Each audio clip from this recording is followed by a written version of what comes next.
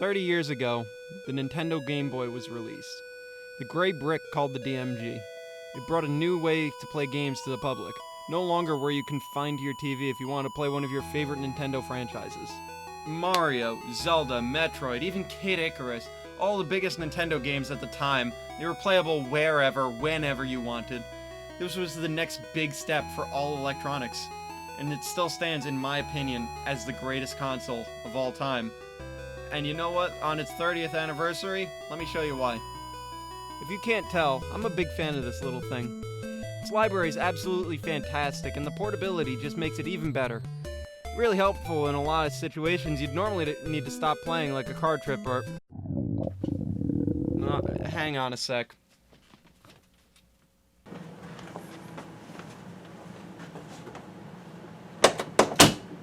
Two hours later.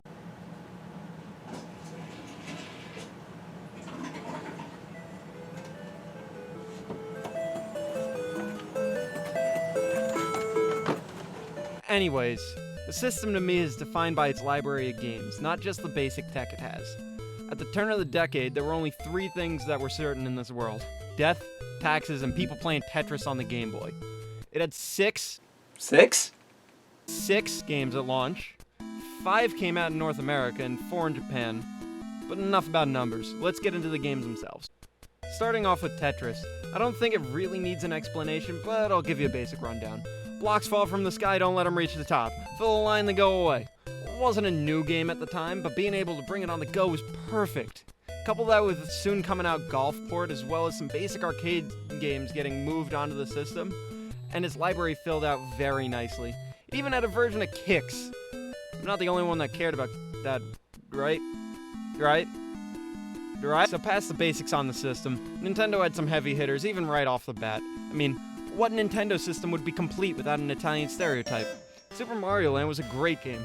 Tad short, but it still played well, you know? It was also the first game in the series not developed by Miyamoto, this one actually being produced by Gunpei Yokoi of Metroid fame. Certainly tells Miyamoto didn't work on this one though, some of the bits of the game can be a bit different than normal. I'd sell you on the game if I didn't have to say the sequel blew it completely out of the water though.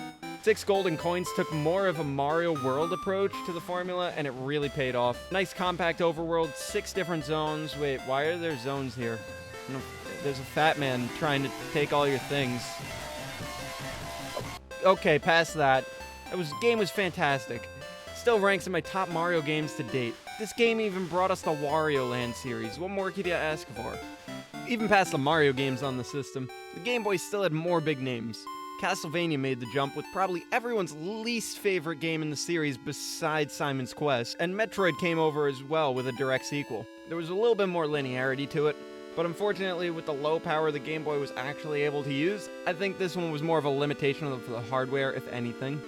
The real stars of the Game Boy, though, in my opinion, had to be Zelda and Kirby. Kirby's Dream Land was a brand new game from HAL Laboratories, who had this one little guy, you might know him, Satoru Iwata. But this game was featuring a pink blob that could eat things. He could eventually take their abilities too, but that wasn't in the first game. Zelda though, holy crap, that was fantastic. Link's Awakening was the first portable Zelda game, and just wow. It was the first to technically feature the ocarina, although it was the same as the flutes in previous games. And I think we all know how that ended up. Top it off with a bunch of cameos, good dungeon design, a good story, and some kick-ass music, and you have a really fun Zelda game. Even some of the more obscure games tried to do interesting things. One of my favorites is still 1992's X. Yep, it's just called X. It's a 3D space tank game developed by the minds at Argonaut and published by Nintendo. If you're not familiar with Argonaut, that'd be Dylan Cuthbert, the guy behind Star Fox and partially the creation of the FX chip. This game was massively impressive in my mind, especially as it precedes the Star Fox series. Used wireframe polygons to make its environments and enemies. I'd tell you more about the game, but it did turn into a gigantic video on only X. Only downside is it never made it out of Japan. Not gonna lie, probably due to Star Fox. The game doesn't even have an English patch yet.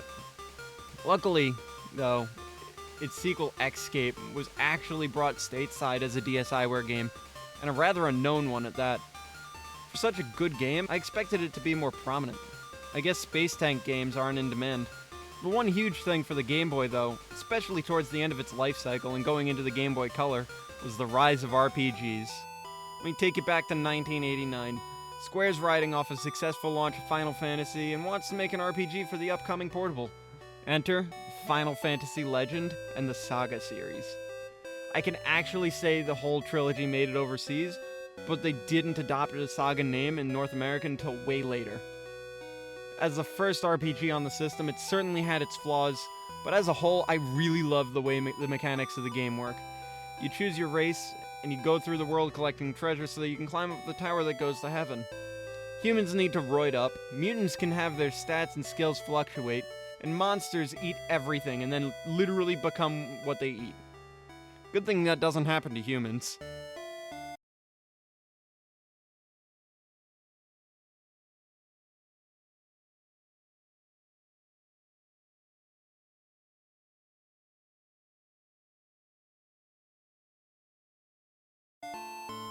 But as much as the game helped show the Game Boy was able to support RPGs, this was nowhere near the peak of what the system could do. In 1995, small studios started development on their own RPG series. After seeing what could be done on the Game Boy when Final Fantasy Legend was made, a man named Satoshi Tajiri started work on what we know now as Pokemon Red and Blue. Him, alongside his team at Game Freak, would go on to create what would become the most valuable franchise in the world. A simple game about going around and catching animals the same way Tajiri would catch bugs as a child proved to be a great concept for an RPG. It took the world by storm on its arrival, and a big factor to that was its multiplayer. What seems pretty normal by today's standards was revolutionary at the time. Using the link cable, you couldn't just play against your friends, you could actually send data to them. Between working together on the Pokédex, having a competitive battle, and having a fun single-player RPG, Game Freak hit the mother lode. Well, once again, the sequels were better in Gold and Silver, in my opinion. Red and Blue shone through as the crowning jewel of what the Game Boy had to offer. So what else can I really say about the Game Boy? It was a big milestone in gaming as well as a huge milestone in electronics. Before this, not much else was really this portable. Without it, we probably wouldn't even see phones that didn't just do calls and basic messaging, let alone play AAA games. 30 years ago, and this little gray brick keeps chugging. Even today, people are still working on the system. A developer named Chris Maltby ended up making a whole game engine for the top-down adventure game scene on Game Boy. It's called GB Studio. It follows the limitations of the system and gives you very easy-to-use yet in-depth tools to make your own game. Even outputs ROMs that you can play on an emulator, or if you have the ability to, even play it off its own cartridge on the DMG itself. It's amazing that the system's even being supported today. Not sponsored, of course, just a really big fan of the program. But that's a basic history of the Game Boy, and the main things that I think make it the best console of all time. What do you think, Go? Let me know in the comments below. Anyway, for now, I'll catch you guys later. I gotta go build a house out of these things to go show my love.